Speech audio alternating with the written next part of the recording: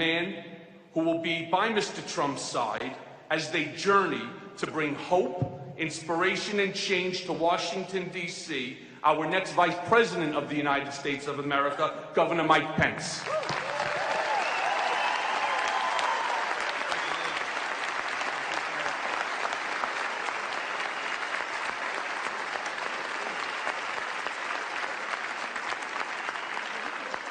You join me in thanking Michael Cohen one more time for those remarkable.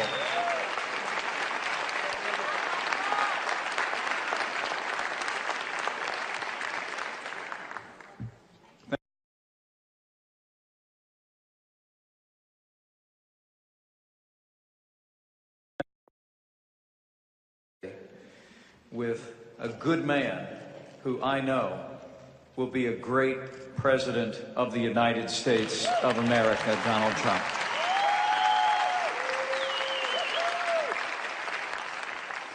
I'm Mike Pence. I'm the governor of Indiana. And it's my honor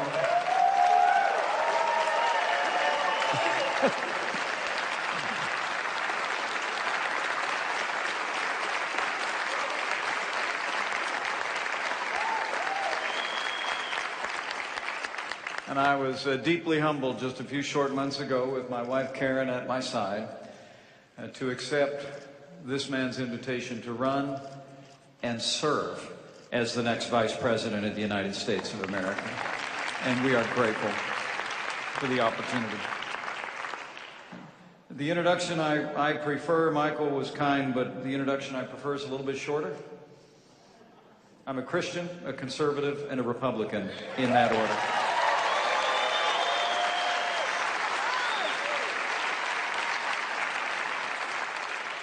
And I stand before you today with the firm belief that should we be given this great opportunity, should this good man be elected to the highest office in the land in 47 days, I know that he believes and I believe that the pulpits that you stand at have greater capacity to strengthen and unite this nation than any pulpit that we will ever stand at. And so let me begin by thanking each one of you for the ministries you have in this state and in this nation and the way you pour your lives and your faith into people all across this great state. Thank you so much for your leadership.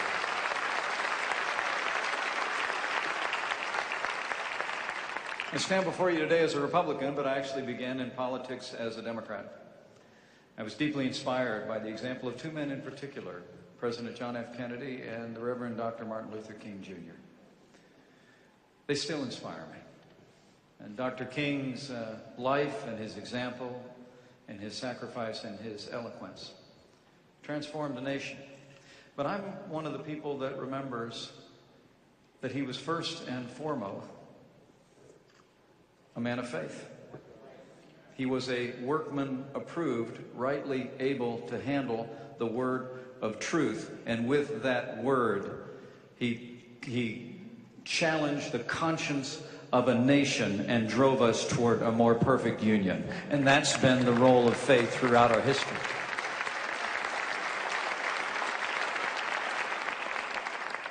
And as we go into this campaign, I will tell you, we are deeply committed, as you'll hear Donald Trump reflect today, to ensuring that the voice of faith in America is free again to speak into the life of this nation.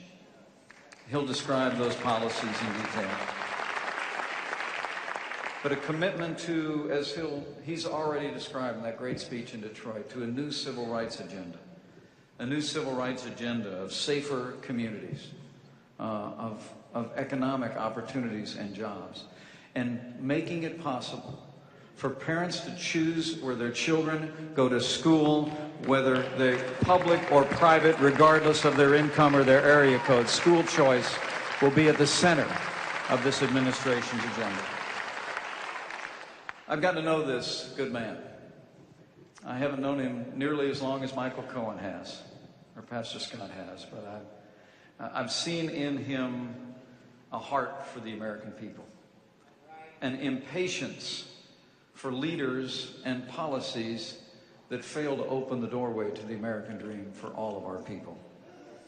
And I can assure you, this is a man of faith. He has faith in the boundless potential of every American with a good education and a good start in life to achieve their dreams, regardless of race or creed or color or gender. And he's also a man raised on a foundation of faith in his life. It's something that we shared early on.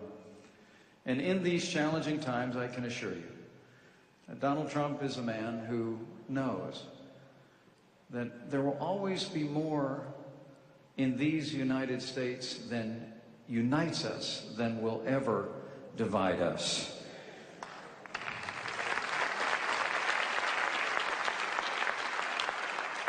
And chief among those things is faith, that we have and ever shall be one nation, under God, indivisible, with liberty and justice for all.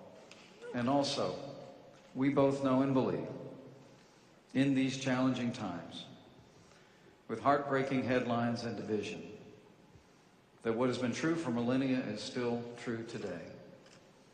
That if his people, who are called by his name, will humble themselves and pray, he will again hear from heaven and he will heal our land.